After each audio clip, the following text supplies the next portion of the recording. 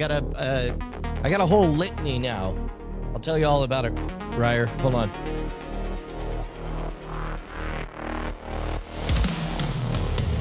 Right now, we're going out to five different nations, and they all have different norms.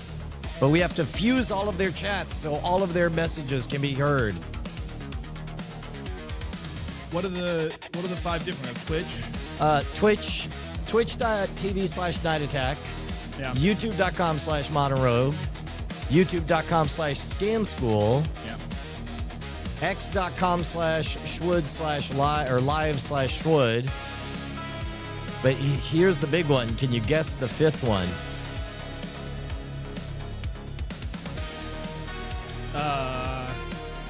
No. Is it one of the big ones, or is it one that I'm not going to be able to think of? It's big enough. It's big enough. You're gonna say it, and it'll be very satisfying if you figure it out. Well, you don't do anything really in meta, so it's not Facebook. That's correct. By the way, first responder that was able to clock in was Inachu via X. So that tells me that we're live on X. That's good. And then... is it LinkedIn? It is LinkedIn. That's great. All right. The nation of Twitch.tv is clocked in. So that means usually around this time is when I can hassle the auto-find and activate. There we go. Dylan Theus was #1 in the hood on... There we go. It's a great day. The anti-great night pod. Yes. There we go. There we go. Okay, then let me try one more, and I'll see. There it is. And then we finally have Scam School. All 5 nations activate. Roll out. So it's kind of a blend of Avatar and Transformers. Yeah, that's true, actually. Well, I guess and by Avatar, you mean The Last Airbender, right? Yeah. Yeah, you don't mean any other avatars. The ones that we, for some reason, keep going to see together? Yeah. Yeah, by the way, have you seen the new one? No. We should go see it together. Yeah, get the kids, let's go. So we can enjoy another terrible Avatar. I can get up and leave in the middle of it. God, you were there when Callie said the line out loud that was in the movie, right? Yeah. I'm so glad you were there to witness that. That was extraordinary. Okay, so here, I'm going to add a camera. So this is going to be a hybrid kind of... Oh, you know what? Let me try... Well... Let me try that one. Okay, so there's that.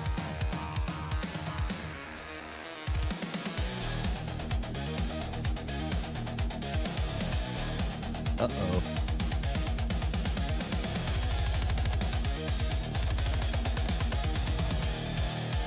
Hold on. Yes.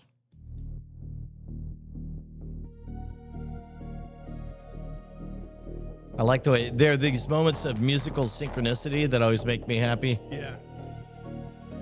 You know what? That is actually too good. I'm going to switch that to this one. Make this Studio Recorder 3.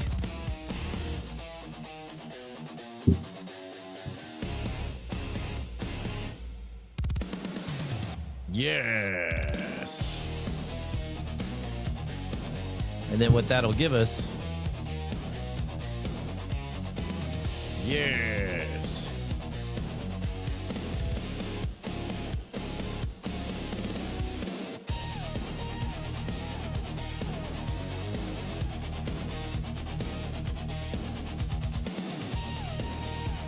So these channels that play a genre of music forever.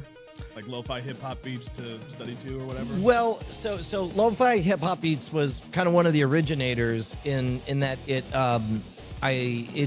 would throw out agreements and some kind of revenue share. Basically, it sounds to me like it was run like a radio station, right? Yeah. So, but now we have a case where,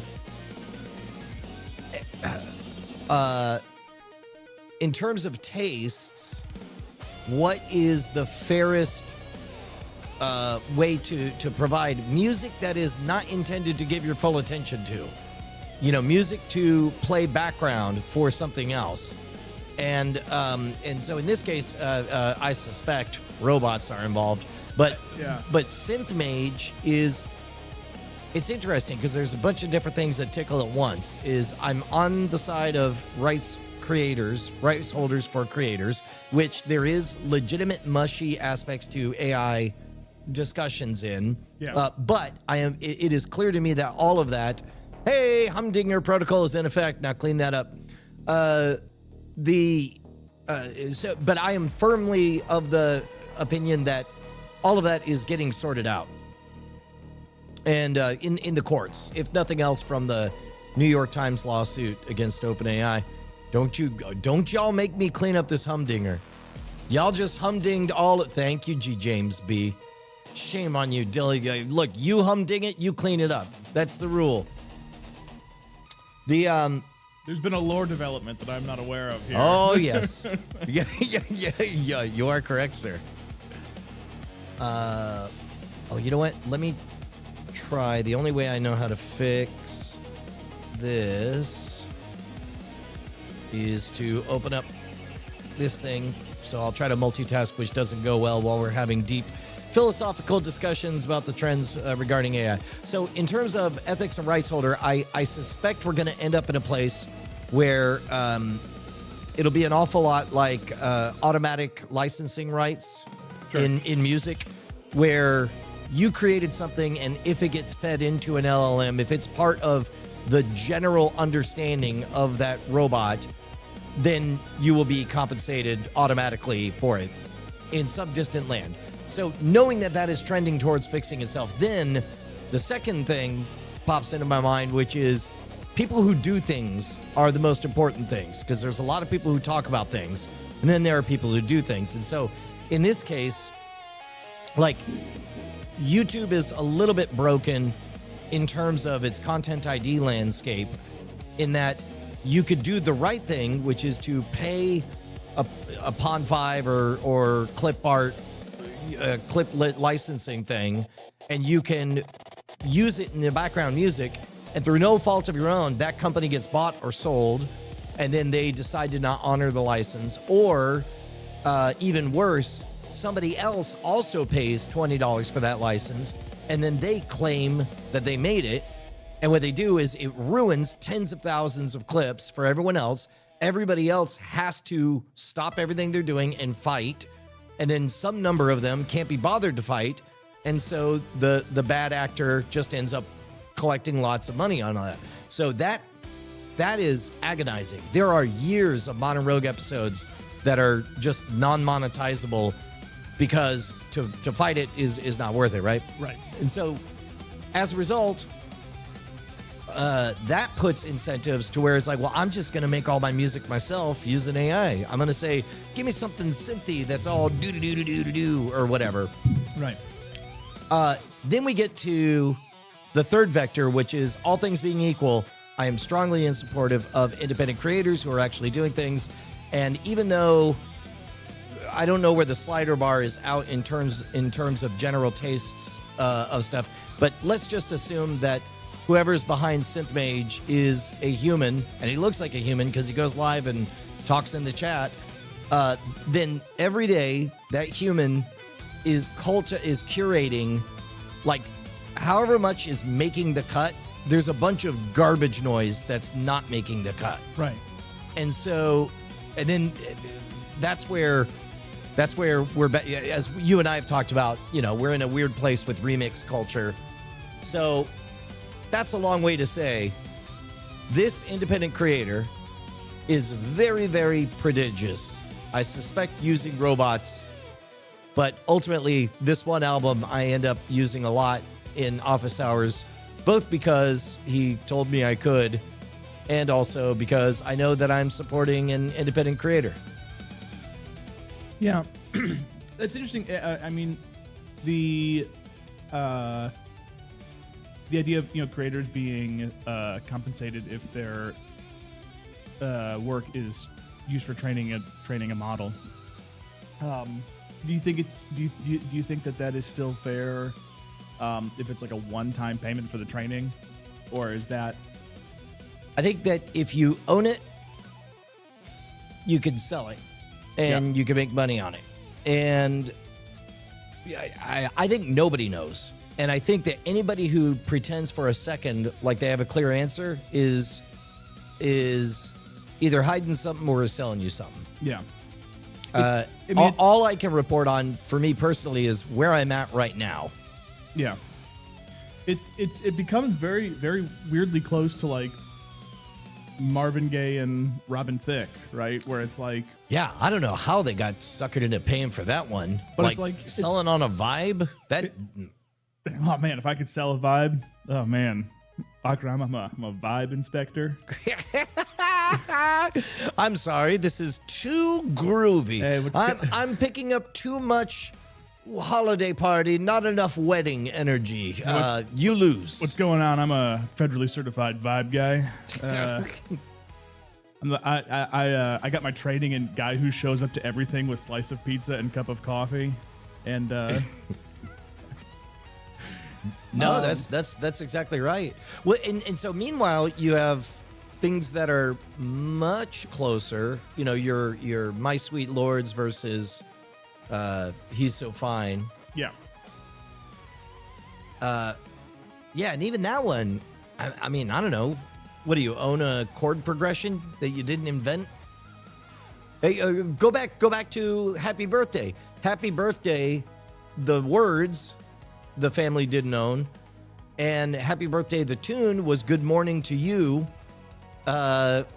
which was led to a curious artifact. In fact, here, hold on, let me clean one thing up real quick, and I'll share an ancient artifact.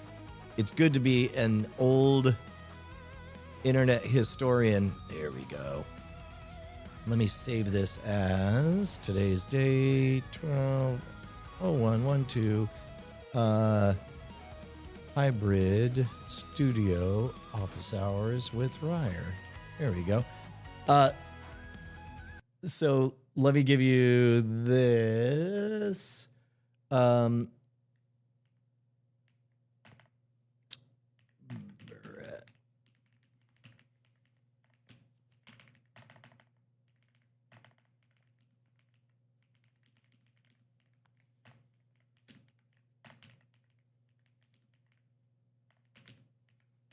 We'll see if we get lucky. I just typed a ridiculous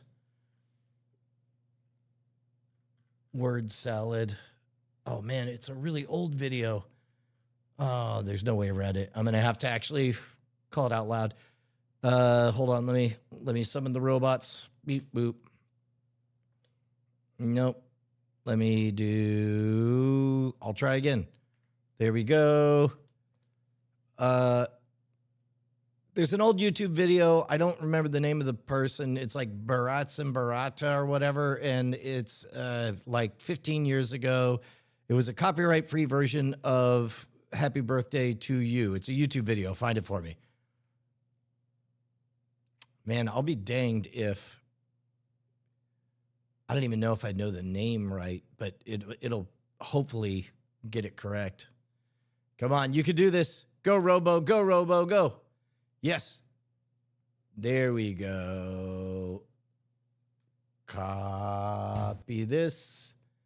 There we go. And this is the video. Check this out. Happy birthday, Joe Beretta. You're a year older. Let's take a look back at the past year, shall we? There was that one time that you had beer with Phil at karaoke. Oh, wait. No, this isn't it. There was that time a meeting. One time we went camps with Kyle. This is not it. And oh, damn it. No, that's not it. Oh, here it is. This is the one. Wow. I'm glad that I have robots to help me with this mental detritus. You know how sometimes you want to use a song in a YouTube video, but you can't because it's copyrighted? And you know how sometimes that song is just so poignantly ingrained into our culture and has been for so long that really it has no business being copyrighted anymore? Like, well, I can't think of a specific example right now, but my point is this. I just wrote a song that I think people should be able to use whenever they want, however they want. I wrote it to the tune of Good Morning to You, which is in the public domain. I hope you like it. It's just a quick little ditty about an Egyptian river god who finds a place to sleep atop 2 sheep and a deer named Harrison, who also happened to be governors of Algiers before the French conquest in 1830. Happy birthday to you, happy birthday to you, happy birthday dear Harrison, happy birthday to you. There you go. And like I said, use it whenever you want because both the melody and the lyrics are free of copyright. That's the shit that I love. Okay, I'm glad. Man, I can't believe that didn't hit more folks. That's only 500,000 views 13 years ago. How crazy. Well, he probably got copyright striked. yeah, right? Man, I'm surprised that you're. I'm having a lot of problems with 5.2. A lot of really severe hallucinations. Really? Yeah, it's pretty bad. It's actually, it's unusable right now for me. So I'm surprised that you're able to get that crisp of feedback. I wonder. Oh, hold on. Let me. Like, I'm actually intentionally going back to 4. 4? I know. What are you playing with plushies? You're just having play pretend helpers? It's better than 5.2. Really? It's just, I mean, it's unusable. Now, I will say that for instructional anything, boy, oh boy, is it good at telling you where things ought to be. Like, if you want a vivid description of, like, yeah, just go here, and it'll be right there. And I'm like, I agree. It should be there. Here's a screenshot. I mean, it's like mine is like, it just makes everything up now. Oh my gosh. Did I misspell your name in the freaking title? I bet I did. Let me see how I wrote it. I bet I did. That'd be surprising because you are like one of the few people who gets it right. APP.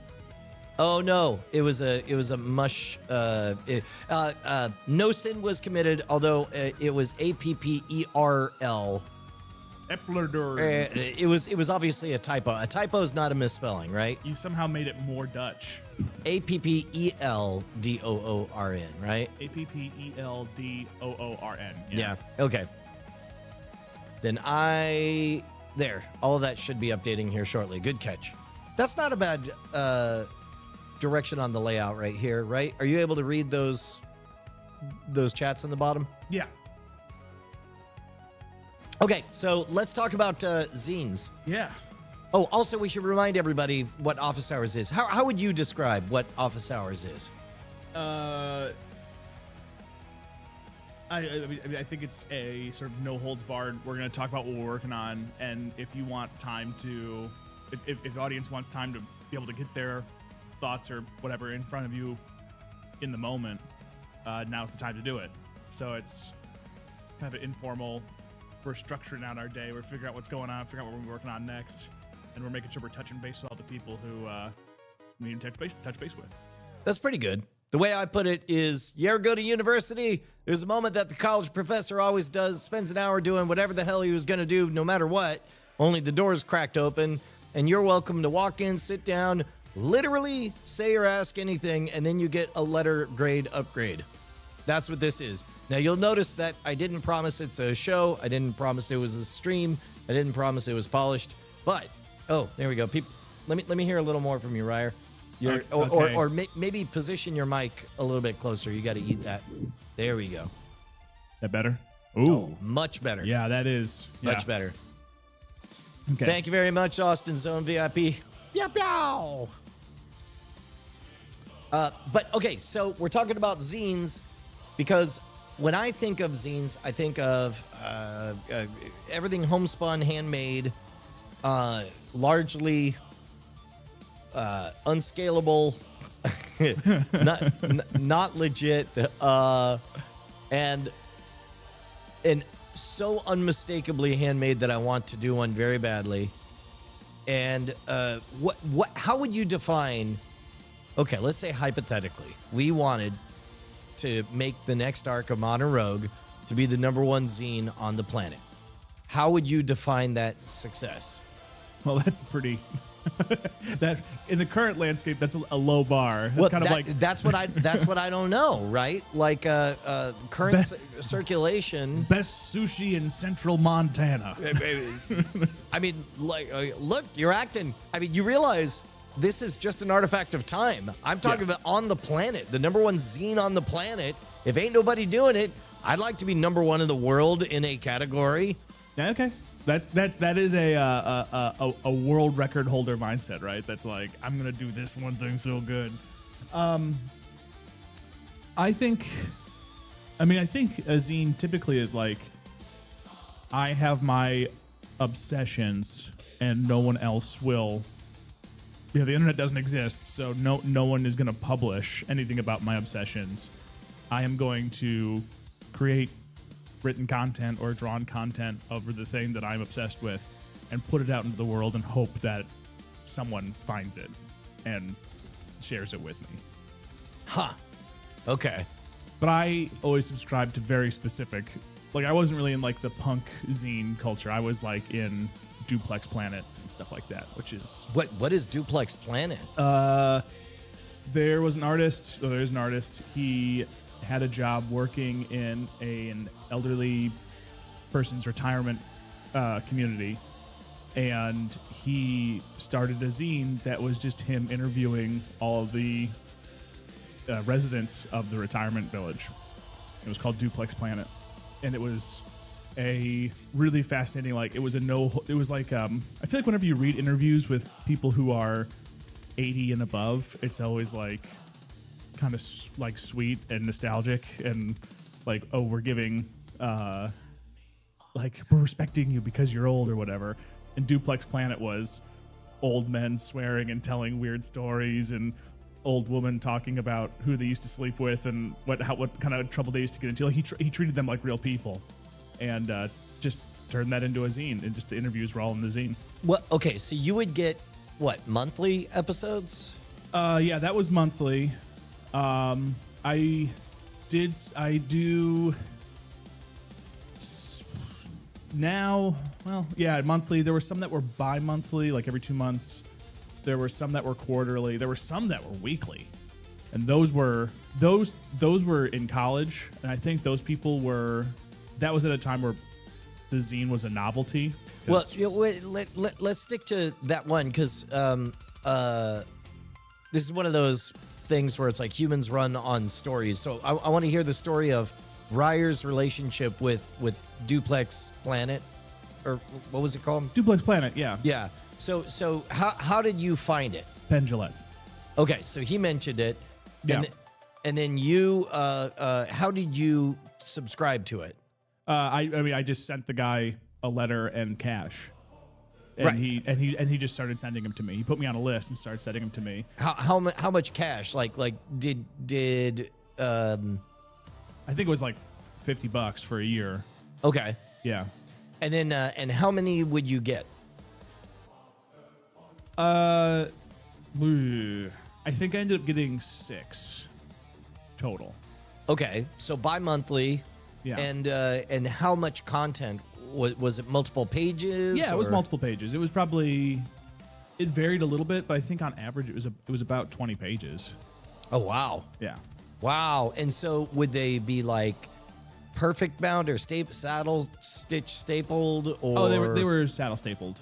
Yeah. It Yeah. was 8.5 by 11 sheet folded over, stapled down the center. Very, very quick, very easy. yeah. Yeah. Do you still have them? I'm sure I do somewhere. I haven't looked at them in 15 years, but yeah, I'm sure I have them somewhere. He went online, and that was easier. Yeah. But Well- yeah, they're probably at the shop somewhere. And so I wonder how much the shipping would cost on that, because that's big enough that you're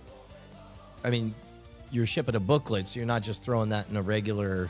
I know some people, there are some other zines I subscribe to, they just put tape down the page side so it sealed it up, and then they just threw a stamp on the cover. Yeah.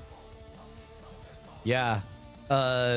So that would be a one-pager that could go out. No. Like you say you've got like 10 pages, fold it over, seal it along the edge. Yeah.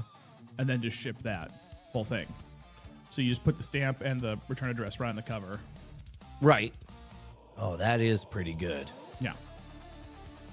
Yeah. Well, so the arbitrage in shipping, as best I could tell, because, and I'm trying to map this onto our demographic, there's 30% of everybody watching is international, and there, a bunch of dipshits out there are going to tell you the technically smart way to do it, which is oftentimes the dumb way. So it's like the technically smart way is to do mass market media mail, do offset printing, and everybody can always point to a fucking chart graph numbers of why technically it'll save you so much and maximize your blah, blah, blah, blah. Yeah. The truth of these things is once you start doing that, you behave like a big-ass company, and then you get big-ass company results, including a particular postman feels overwhelmed and is handed a literal pallet of mass-mailed something he doesn't understand, and it just gets straight up abandoned in a warehouse.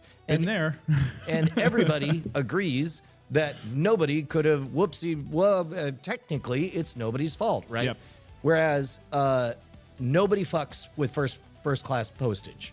That gets delivered, because if it looks and smells like personal correspondence, then you're technically overpaying for your postage, but it gets carried like a premium letter, and it gets hand delivered like a premium letter, and most of all, it gets received like a hand delivered premium letter. Yeah. And which is why, I wonder.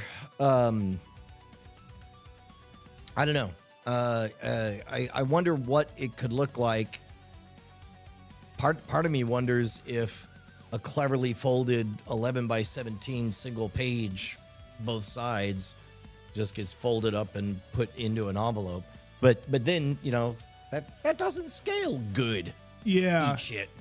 So when I subscribed, or when I had subscriptions to... One last thought on international first-class postage is that's also a cheat code, because last time I checked, it was only $1.99 to anywhere in the world. And Right. all of a sudden, like when it is presenting not as media, but as a personal letter of correspondence, and you could get anywhere in the freaking world for $1.99, that also changes things. Sorry, go ahead. Well, I was gonna say that when I subscribed to actual magazines, they usually shipped and they arrived with like in a cellophane bag, which I never really liked. But I wonder if there's like a format thing where, like, what are the dimensions of an 8.5 by 11 piece of paper folded up to fit into a standard envelope? It's like what, like 2 by 5 inches or something? No, that's not right. It'd be 2 by 8 inches. Well, so when I was sending mass market or direct mail campaigns, so it's like when I plugged into college markets, I got a list of 2,000 to 3,000 college campus activity boards, right? And so I would write a letter, very much in the same voice and style, if anybody is on the email list. By the way, don't forget, the robots are trying to separate us. The only way for us to stay together, the last bastion of actual communication, is email. Hit me up with what you're up to, your projects, brian@schwood.com, or make sure to sign up. It'll say right there, sign up to have Brian spam your face with awesome. Go to signup.scamstuff.com. Even that is a closing window, as helpful robots decide to throw more of our emails in the garbage. But in that style, I would write usually a 1 to 2 page, maybe it'd be a 2-page letter just with the staple in the corner. And then, but I would run it through a folding machine. I paid $350 for a sheet folder. You still have that? I am certain I 10 years ago threw it away. But I'll buy another one though. We used to have a sheet folding machine at my old Catholic school. I loved it. It was so scary. It was so sketchy. And they did not like me playing with it. Oh yeah, because fingers would just get just gobbled. Yeah. And then the one that they had was like adjustable, so you could get the folds to be anywhere you wanted in the page, and then you could, it was really fun. Anyway, I always wanted to see if I could set it up to make like a paper airplane automatically. I think, so is there a size of envelope that shows up in the mail that where's the line between, oh, someone sent me a letter and, oh, this is someone trying to give me a credit card? Like, what's the difference between junk mail and personal mail? Boy, not long ago, I don't know. I would say that's an interesting artifact, because I would have said that a standard letter size envelope always gets opened, but now enough of them have been playing coy with that modality that you're right, they turn out to be like tricky. Like, for example, you buy a piece of property and it's on the public record, and so they present vaguely like a government-ish authority claiming that, don't forget your taxes are coming up. Here's a bunch of words. Don't look at the small ones that say you're not paying taxes. I would say at this point, it's almost the other way around, where if it's letter sized, that means it's going to be a bill or an invoice or junk mail or whatever. If it's larger than that, it's something personal. Or if it's a different form factor than that, it's something personal, and I want to open it immediately. Yeah, so I wonder if we should mimic the size format of let's say birthday card. What if it's like a birthday card? That's exactly. And that's someone just said that in the comments, and that's exactly what I'm thinking. Is like, what if it is your birthday card that you get every 4 times a year? Ooh, yeah. So what if it's a single 11 by 17 page? Yeah. That is folded in half and in half again. Yeah. And so when you pull it out, it looks booklet-like. So page 1 is you're holding it like a book. Page 1 here. Yep. And then you open page 2, 3, and then you can close, and then that'll be the back page. But then you open it, and then it's the full 11 by 17 on the other side, and then that could be formatted to look like a full newspaper front page. So you can read it twice. You can experience it twice. Once as a booklet, so it looks like a tiny magazine with this, and then the back page is where you could pack in just a ton of kind of almost tweets, classifieds, messages from from fans to other fans or whatever. And then when you open it, that's where it could take on a different voice and be, look like the Monroe Gazette or whatever. And then that's where you have columns and maybe big pictures and stuff. But all of it, assembled with scissors and tape. I like that idea of it, like, because if you do a folded paper zine like that, a folded paper booklet, you think you just print on the one side. And then, so you can almost have like a hidden, whole separate thing on the other side if you unfold it.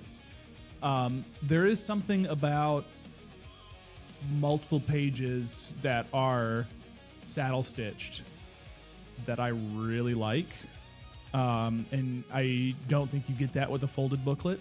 But at the same time, I may be doing the Ryer thing of overcomplicating the bit too early with that. It may be a case of I think personally that it is something that is saddle stitched like that form factor gives us an opportunity to have articles and like, you know, kind of maybe a little bit more in depth. I don't know if folded lets us folded like that doesn't give us quite that same real estate. Well, keep in mind that our real estate is infinite because you can fit a lot of QR codes. Yeah, I don't know, but if you end up just shipping out a coupon book of QR codes, does that negate the point of it being a physical media thing? To me, the physical media is an inconvenient bump along. Like, physical media is the only way to make it inaccessible. Does that make sense? Yeah, I don't know. I feel like it's the potential to give a gift to someone of here's the thing where you don't do any extra work and you don't have to go to a screen. You can sit down on your couch and you can read a bunch of really interesting things right now. And if we have it be here's a bunch of links to digital stuff, then it's like could have been an email. You know, I don't know. I feel like there's something so crunchy and tasty and good about 80% of this thing exists in my hand. And there's still the 20% where it's like links to videos you can't see anywhere else or articles you can't see anywhere else online. But a majority of the meat and potatoes I'm holding in my hands right now. Yeah, I don't know.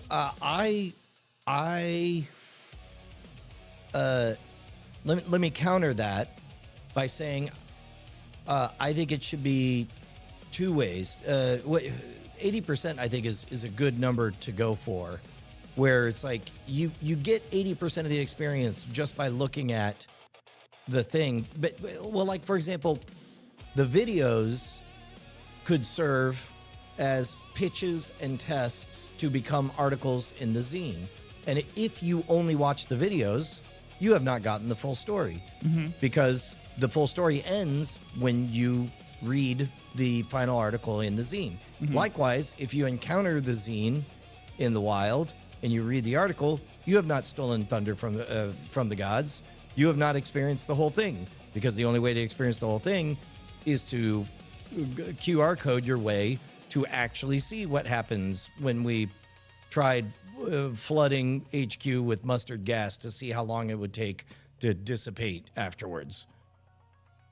Oh, that's right. We are doing that today, aren't we? Yeah. No, it's a busy day. Yes. So my counter to that would be, how do we keep that from being half the story on both accounts and having it still be a satisfying thing both as a video and as a zine? I mean, the true I think of art projects as 11-dimensional beings that exist outside of physical space and outside of physical time. I think that many people believe that the art is complete at the frame, and I do not. And Christopher Nolan will insist that it begins on frame 1 and it stays inside of the boundaries of what's on that screen, definitely an IMAX screen. And then when the last frame plays, that is the end of the art. I as a magician, I contend that has never been true and cannot be true. And as a result, I am very comfortable with everything being incomplete, because then the only way to experience it is to encounter all of the modalities and walk around it and see it from all angles. It's equivalent to, how do you take a sculpture and put it in a book and make sure you get the whole thing? And the answer is, well, your thesis is flawed from the start, right? Right. And in fact, if you do it right, not even the experience of being the artist is enough to see the whole picture. Like no one human can possibly see the whole thing. So maybe I'm just calibrated with a different expectation, and if the goal is to make it a wholly contained artifact, then at that point I would push back and say, then why are you making it a zine? Like, a zine is always a slice of someone else's, arc of rage. Right. No, I don't think it necessarily has to be a wholly contained artifact. I like it almost as like a almost like a director's commentary track on a DVD that you used to get, where it's a way of all of the thoughts and sidetracked and jokes or whatever that come up during the discussion of a thing being written down and accessed, in this sort of format. I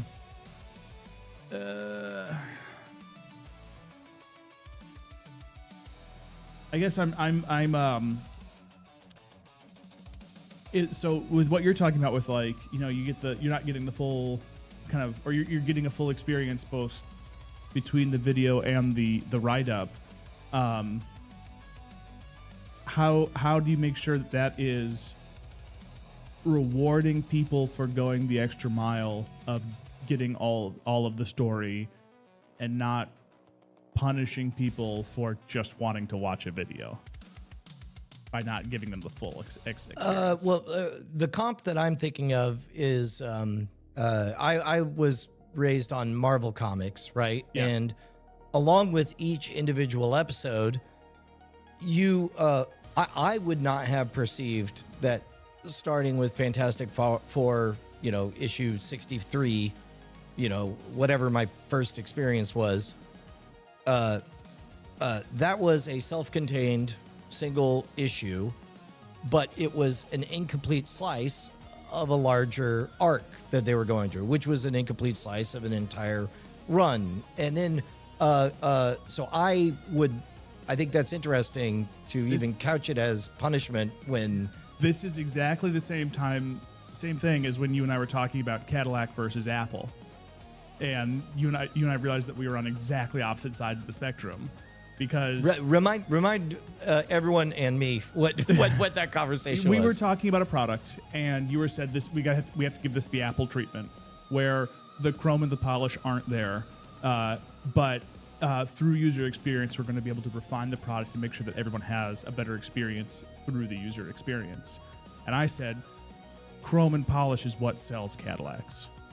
Cadillac doesn't go to market unless it has all the tail fins and the chrome. Chrome sells Cadillacs. And it was you and I are on, for this particular product, we are on opposite ends of the spectrum when it comes to what we want this particular product to be. And we ended up finding the middle, where it's like the physical part is the part with all the chrome, and then the digital interactive part is the part that we can treat with the Apple way, and it ended up working out, I think, really well. Yeah, I guess we are. We're having an interesting. And you bring up the comic book thing. The whole reason I didn't get into comic books, and the whole reason I never could, was because I was so overwhelmed and freaked out by the idea that I could never get a place to start, and I could never consume all the data. I had to start in the middle and just go into that assumption, and that really put me off to comic books. Oh, that's amazing. That's amazing, because I didn't even get to my larger point, which was, first you have the single issue, which is a self-contained story, but part of an arc that is part of a series or whatever. But even then, my favorite part was the bullpen bulletin, where you would get letters from the editors and letters or letters to the editors and all that stuff.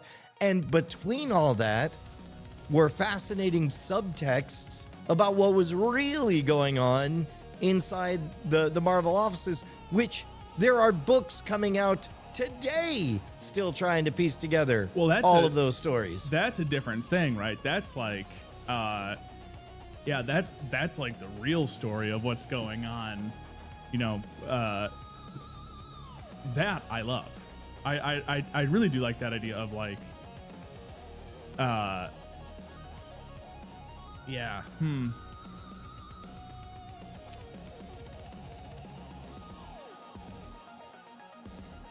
I like the idea of there being both content that is exclusively available in a zine and is not related to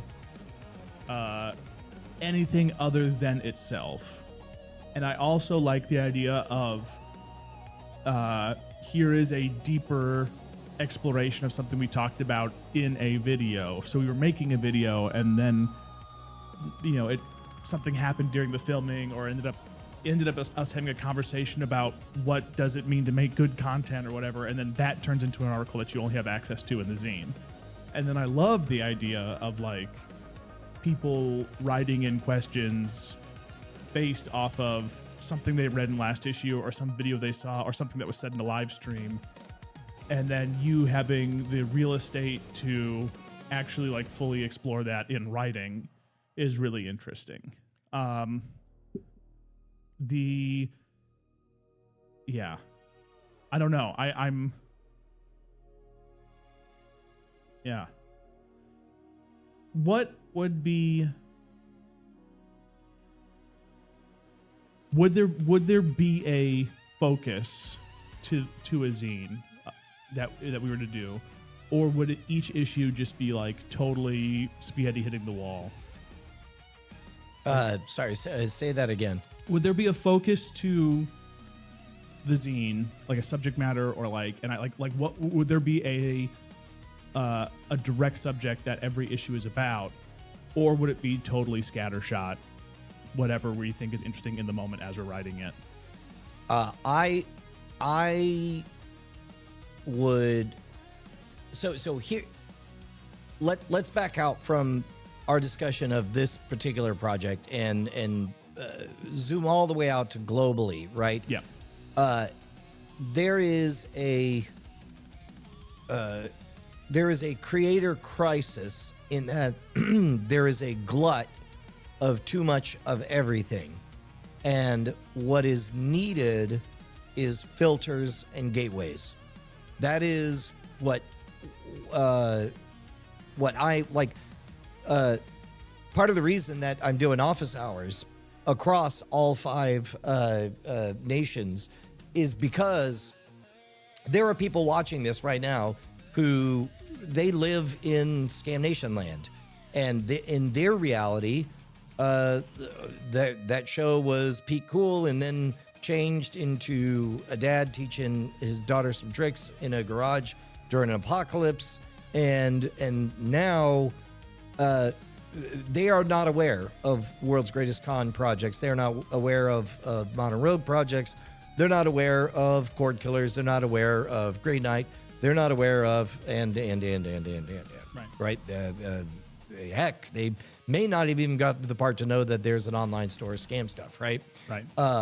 Separately, there are people in another place, and you know, you and I were talking last night where there are people that you follow on multiple podcasts, and it was not a premium experience for you to listen to the 3rd podcast in the row where the same story got told again. Right. And that filter, like it just slays me that so much of the creative efforts that we work on just end up as dark bandwidth, just dark art that will never be seen or heard. And the only reason it's dark is because it's lost in this card catalog, this giant shelf of other things that are not it. And there's no guiding or sifting, or there is no, like, you could go years in between interactions with someone and they have no way to have seen all of the raddest shit that they missed during this time.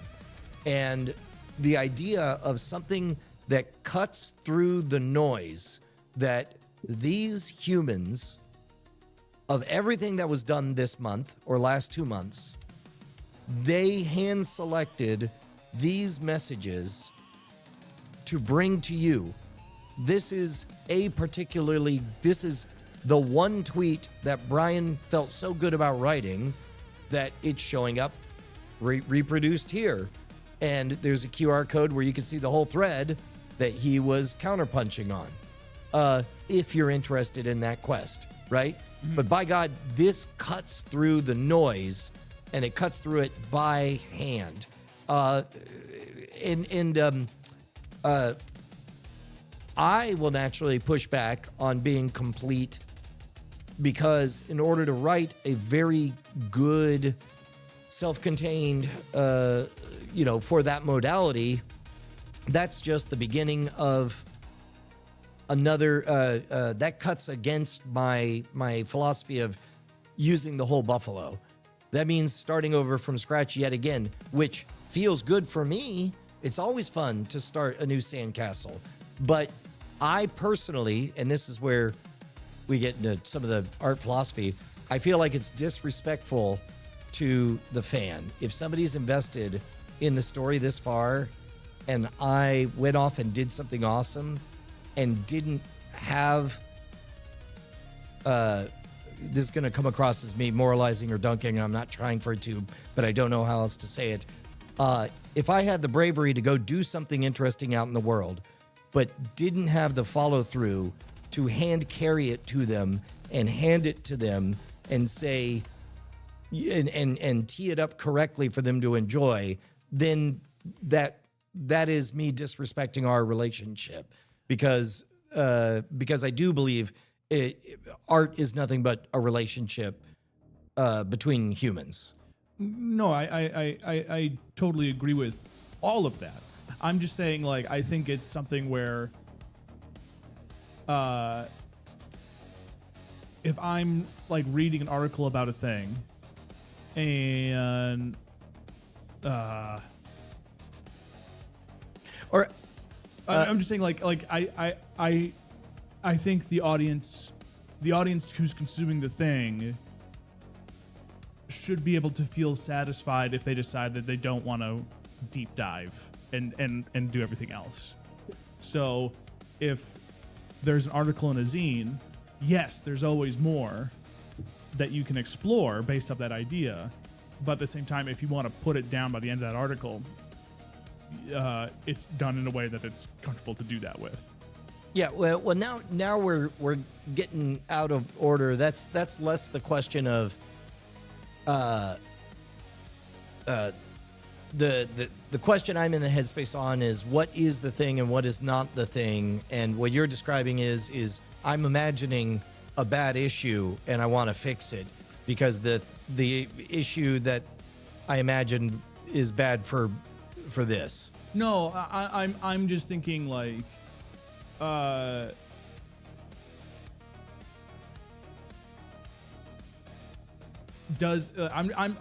trying to think of what is the if I am the individual subscribing to this zine, what is it in the first place that made me want to subscribe to it, and what makes me want to pick it up? And I don't know if that is different to what you're saying or not. Yeah, I think you're picturing this as existing in a vacuum in a way that I'm not. Like, I'm not picturing a single person encountering this who is unfamiliar,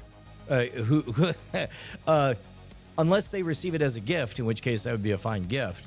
A gift would be the only way that somebody could receive it, read it, and say, oh, I guess there's a YouTube channel. Yeah. Yeah. I think maybe that's a core distinction. Is I'm thinking of, within the context of everything we're doing with Modern Rogue, how this makes interesting so many different aspects. All of a sudden, instead of the overarching quest of the channel to be, hey, remember that TV show? We're trying to do that TV show. Instead, it's like, welcome, every episode is us wondering one big thing: is it good enough to make it in the zine? And then all the experiments are still there, all the learning is still there, but then there's a payoff, and it's a physical totem, a trophy that you can have and participate. And nobody gets to find out what makes it into the zine until they receive it. Whereas it sounds to me that your core question is like, what would a really good zine look like? And you're playing in that space. Does that sound right? I think I'm playing in that space to a point, because I like the direction you're going with it.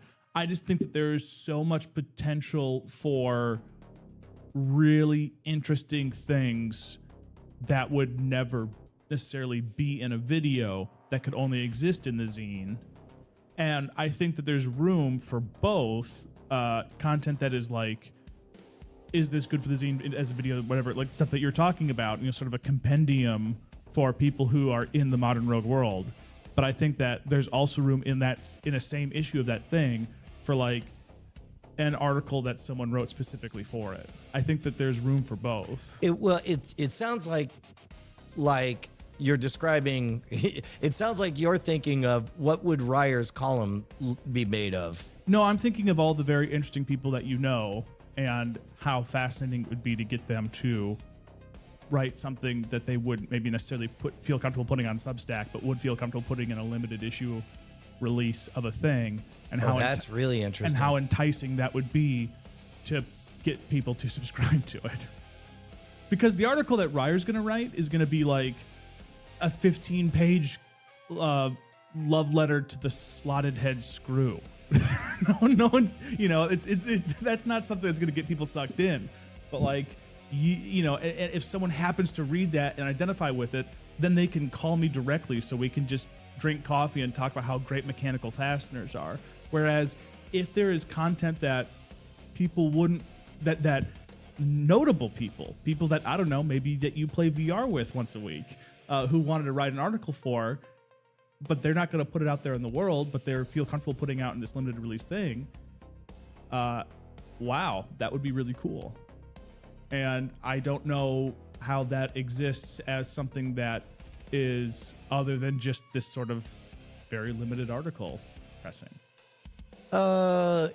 Yeah, that's a lot of steps to get there. So each, I think in terms of Venn diagrams, we talked before about the example of, magic is this big, but but people who want a free drink at the bar is that big. And of course the answer can always be magic on here. And so likewise, people who want zines is a very small thing, but and then we got, like, let's say number of people who like Modern Rogue is much bigger, but then slightly bigger than zines is this circle, which is number of people who want to support Modern Rogue but don't want the behind the scenes video bonuses, but would want a physical secret thing. And part of that can include on that, and part of the content can be article from one of Brian's friends that says something that they can't say otherwise, and that'll be good fulfillment. But this is something, the thing you're describing is what I would hope would be something that people would feel really good about when they get it, but not be a reason to subscribe. I think we are doing a classic Brian and Ryer thing where we are not, we're saying the exact same thing.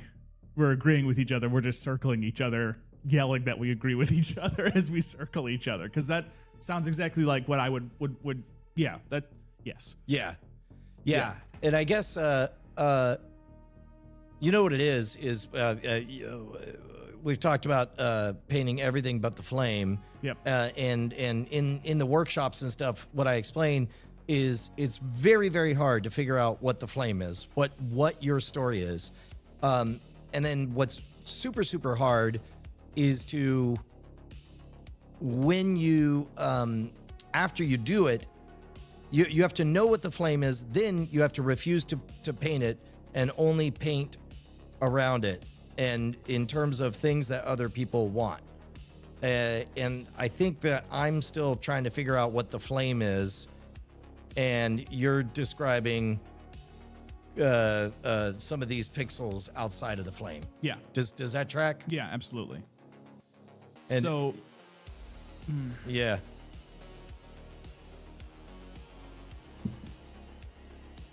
Yeah, it's weird to have a conversation about content and ideas in the same content where you're cracking the puzzle of what types of letters do people open. Because that's the other thing, is if we're sending it out hoping to court people into it, then you do care about whether or not it's opened or not. But if it's expected because you're a $5 a month patron or whatever, then you're always going to open it no matter what shape it is, right?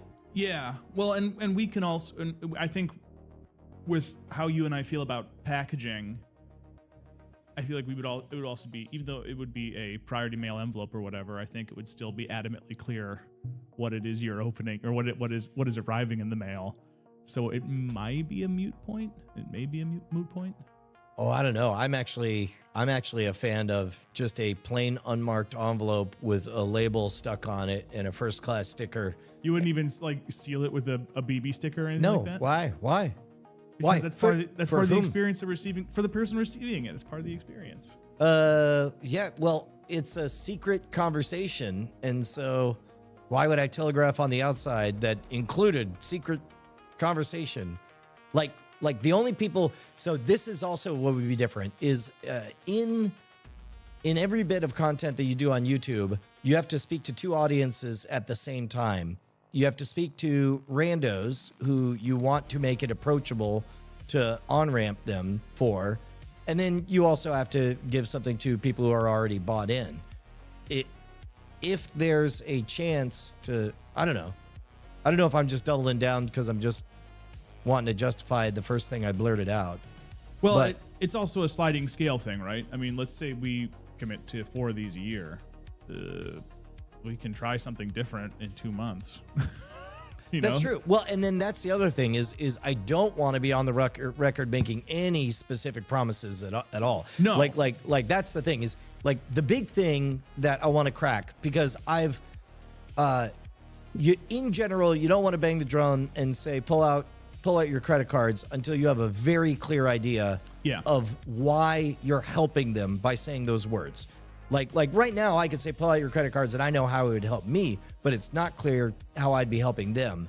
But as we talk about the zine, it occurs to me like, oh my God, hundreds of thousands of fans have a terrible problem, is that in the noisy environment, the signal has gotten lost, and so many excellent things, both, and this is why a cynic might want to say, oh, you want to recycle old content and put it in there. But there's dope articles that were on the website that never got seen. Yeah. And the idea of a human, you, me, Annalisa, our co-hosts on various projects or whatever, say this is really good for this reason. As long as a human is pushing for a thing to be part of the signal, then then we get closer to we're genuinely solving a problem for some people. Yeah, I guess with a lot of the stuff that you're talking about, my worry is that it becomes more of like the modern Rogue TV guide and not a magazine. But at the same time, I don't know. Again, that's a temptation that people have. It's like, I could picture this being shitty. No, and it's like, No. I was saying it as like a, it's like sending out a MailChimp campaign of like, here's everything we posted this week, and here's why you should watch it. And The act of it being a physical thing that shows up in the mail. I don't know. I'm just saying the same stuff over and over again.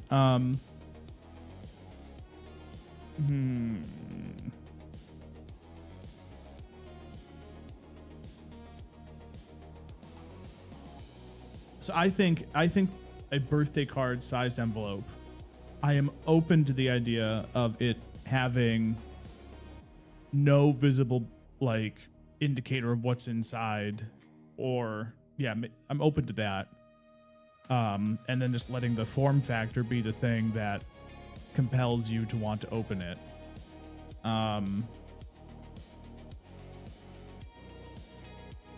What? Yeah. Then what? What? If because I like that. But once you open it, because we can make envelopes right now, but what do you picture being inside that thing? What is the flame that's inside that envelope? I mean, so this is where we get into artist versus magic thinking. As an artist, you're picturing what should be in there. That's blue sky thinking. Whereas the magician in me says it doesn't, I don't even get to answer that until I know what the venue looks like, right? Like, well, I don't decide. I guess I'm really asking is like, what are our next steps here? Like, let's say we nail in envelope. Yes, that's it. But now what? The next thing is you work backwards, right? You figure out like, how is it printed at scale? What size? I mean, literally the next thing is we go to Craigslist and we look up what printers, what used copier is out there that can make the thing. Yeah, who's got a Xerox machine that they don't want anymore. Yeah. And then, and figure out like what is the actual cost per Page. copy. Yeah. And how is that different than just going to Staples? And part of it is like once you go to Staples, it breaks the game because again, I think that part of the art piece is like if we're pretending that the words really are all that matters, then why not a Substack? And the answer is because like we want to play, and this is kind of a core thing, is whatever everybody's doing, Brian always has no interest in. Right. Wherever there is a line, there is Brian judging everybody who's standing in that line. And right. So, like, I don't mind being early on a scene, but, so what was the question? Now what? So I think. Well, I'll tell you what's now what is always. It's the same now what as always, which is listen to other people. If anybody has stumbled across this, here are the people I want to hear from. Anybody watching this live, and even more interesting to me are people who did not watch this live, because this program it's not a program. This office hours is a deliberately impenetrable to anyone but the hardcores. So if you're interesting enough to have reached this moment, write me a note at brian@schwood.com with your thoughts. And then we listen. We soak in the raw feed of other people's takes. Yeah, ICU has already jumped to some of the same spots we did. Make the old Johnson Smith catalog kind of ads for scam stuff in there. Yeah, I think that would be. I mean, that now we're really getting into like, the artist vision, whatever. There's something so delightful about that crunchy physical. I don't know.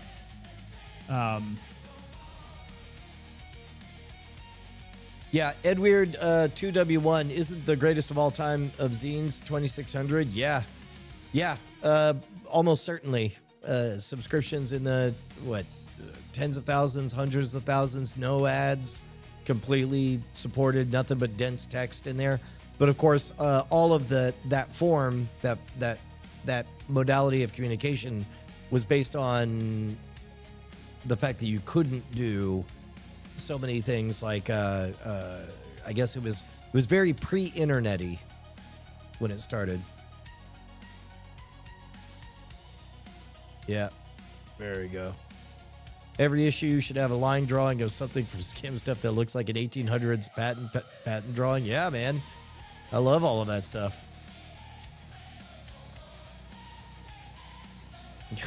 You got a fax. Now, a fax list I would also accept, except for the buy-in. The buy-in for to receive those would be everyone would have to have a dedicated line and a fax machine.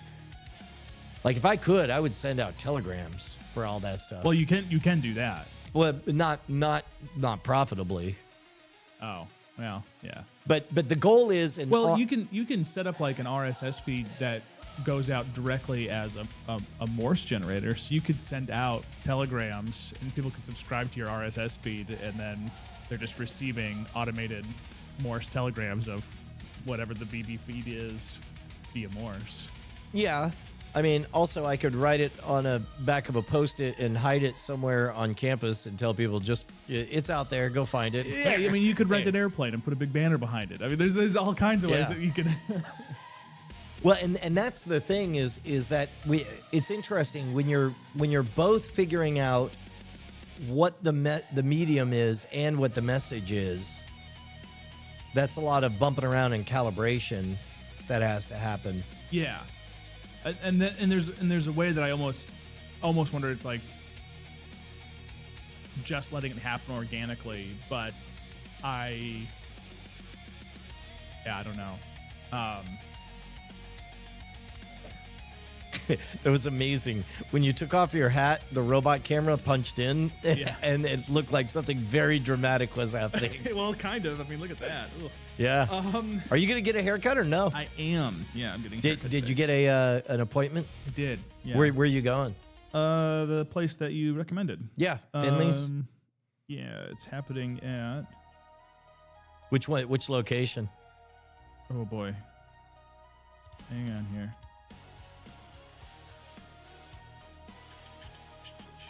Yeah, John Brand says the 50s era popular mechanics, 10 pages of articles, 40 pages of ads. I mean, look, I used to buy a magazine called Computer Shopper that would be 1.5 inches thick on the spine, and it was nothing but ads. That's what magazines still are. It's still that. Yeah. Yeah. And everyone complains about it like it's like they've always been this way, guys. I don't know why. Well, so I guess that was the question, Edweird2W1. I'm so curious. What I'm hoping is that the state of zines is so dead that they're to be honest, we hit #1 on the Billboard comedy charts largely because they had not readjusted for the new reality of digital distribution, and the idea nobody was releasing comedy albums for $1.99, and because we did, we qualified and were able to dominate in that soft target. And what I'm wondering is if zines are a soft target right now. I had the robot pull up oh, you know what? Here, let me see if I can set this up real quick. 1 o'clock at the Westlake Hills location. That one's all right. It was the closest one. Yeah. Here, we'll make this one layers, remarkable reverse luma again. And then this one, I think we got dogs. Nope. No, it's just Bonnie. Yeah, whoops. Whoops. No. Okay, so if this, hold on, I gotta edit this. Let me crop this. I'm trying to make a Robo Thoughts thing on this side. And then this.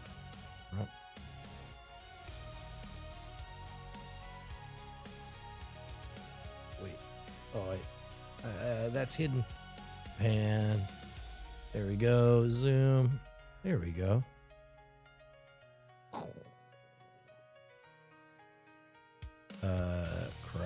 the top. Crop top. There we go. Okay, so trying to figure out. Save that.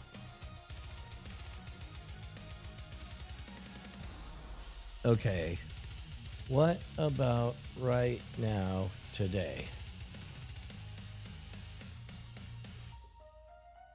Oh, now it's gonna take a million years for that. Shoot, I think we might be out of time then.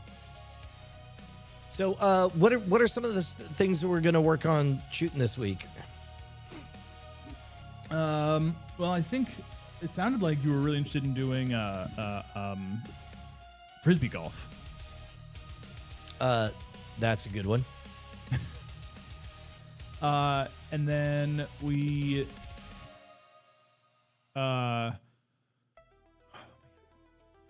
got the list. I'm not gonna make you try to remember it off the fly. There's a lot of stimulant coming in, and I'm realizing that I have not started my morning properly. Yeah.